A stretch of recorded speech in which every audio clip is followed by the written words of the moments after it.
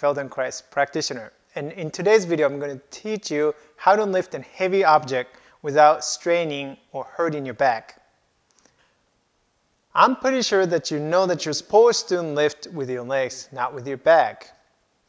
But do you really know what part of the legs that you're supposed to be using to lift without hurting, without straining your back? So the key is learning how to use your hips and learning how to differentiate hip movements from the back movement. Oftentimes, when people think that they are using their hips, and they're actually using the back or the combination of the hips and the backs, because they have no clear awareness and the difference between one from the other. And so that doesn't really help, right? Understanding the concept, using your legs, now use your backs. That doesn't mean that you can really do that, right? Unless you have a clear understanding with your body and what's the difference between hip movement from the spine movement, the back movement. Okay, so I'll show you just a couple warm-up exercises, and so that you can develop that better body awareness in the sense that you know what the hip movements feel like, and then you know what the spine movements feel like. So the easiest one that you can start with is you get on your hands and knees positions. And from these positions, and you can maybe, if you have a mirror, and just put a mirror next to you so that you can just see your back, your spine, your positions.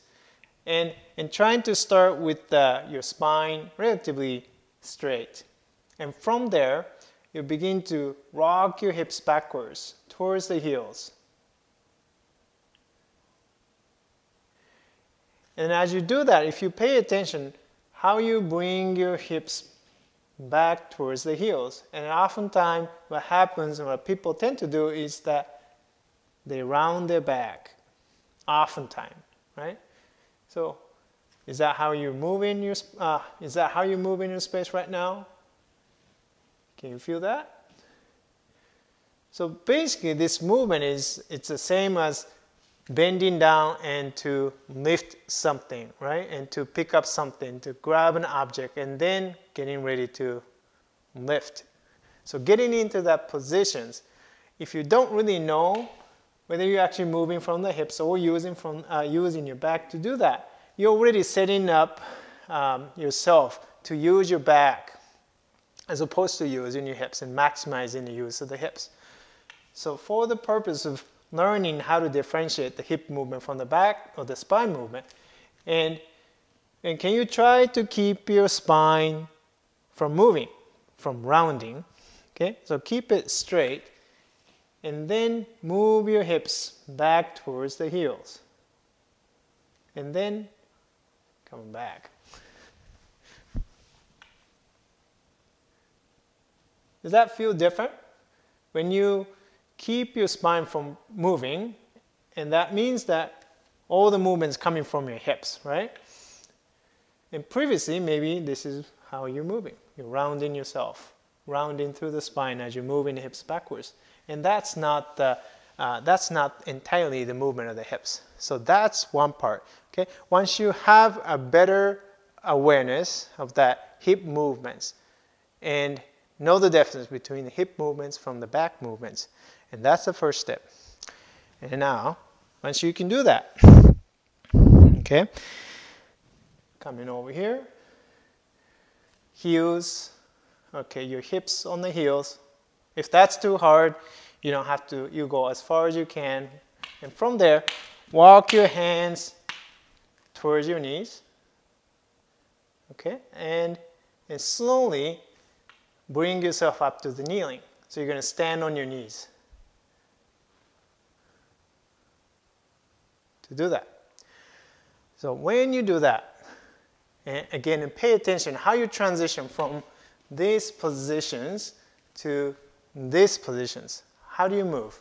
Okay, and that transition movements from here to kneeling and standing on your knees. How does your spine move? Does the spine arch? Does the spine round? Or is it possible to keep your spine in the same shape so that all the movements coming from the hips? That's how you know whether you're using the hips mostly or you're using your back. Okay, so essentially this is the movement of the lifting, right? If you have something in your hands and in lifting, this is what you're going to do, right? But no matter how much concentration, how much you concentrate and try to use your legs, and it's quite possible that you're still engaging your back. Okay.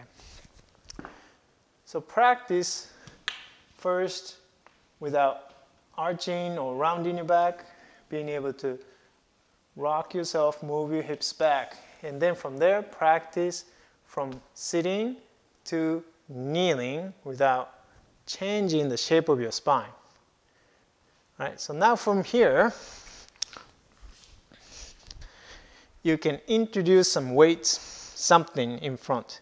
As a general rule of the physics principles, then you want to have an object as close to your body, the center of the body, as possible. Otherwise, the further away from you, and you don't have a good mechanical advantage. And so that,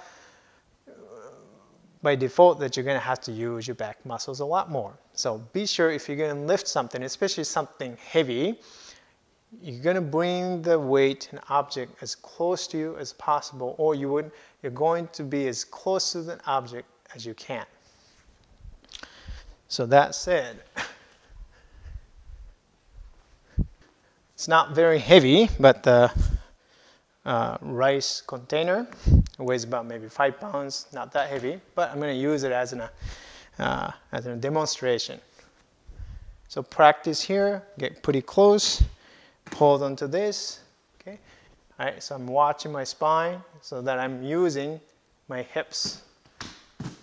Once I have this object here, and how do I lift? I don't have to use my arms so much. My arms are just simply holding the object here. So what are you going to use to lift? How are you going to initiate the movement? Hips, right? Moving the hips. Up. Hips. It's a lot different from engaging from here. Your back is starting with the roundness and then begin to do that. Then you're going to engage your back a lot more. Here,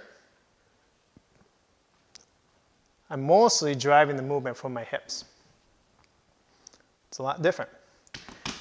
And I'll give you one cue, which I find really, really helpful.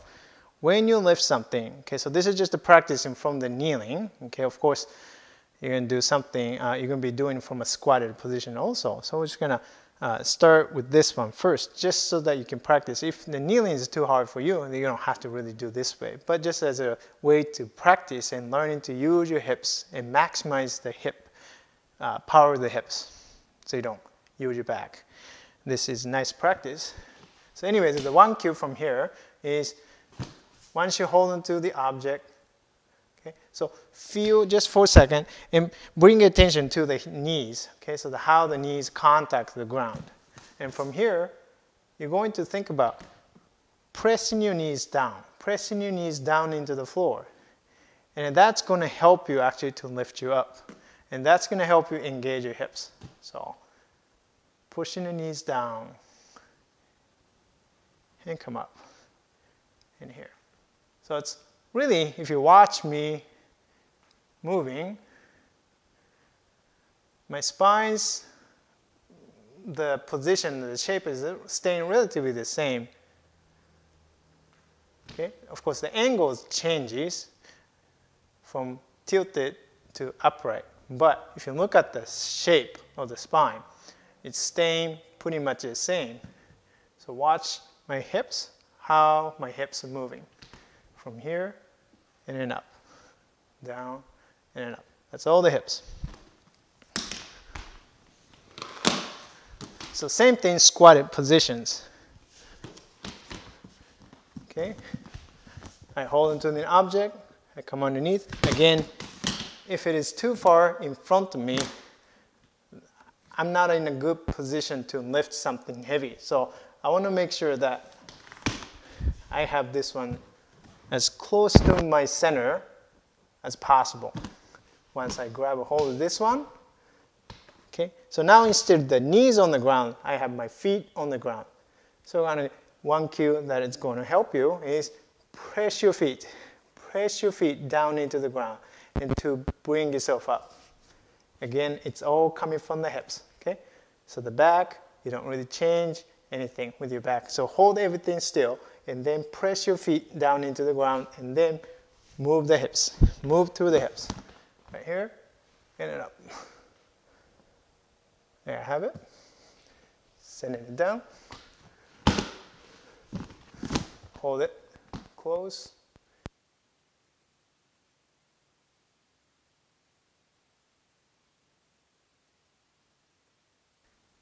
So remember, it is really important for you to be able to differentiate the hip movements from the back movements so that you can use your hips to initiate the lifting instead of using your back. And this is how you're going to reduce an effort and stress to your low back, and so you don't hurt your back. Okay, so I hope you find this video helpful. And if you have any questions, and please let me know and write down in the comment section. Okay, and if you're new to this channel, don't forget to subscribe to my channel. And if you like this video, and please don't forget to hit the like button. Thanks for watching, and I will see you in next video. Bye.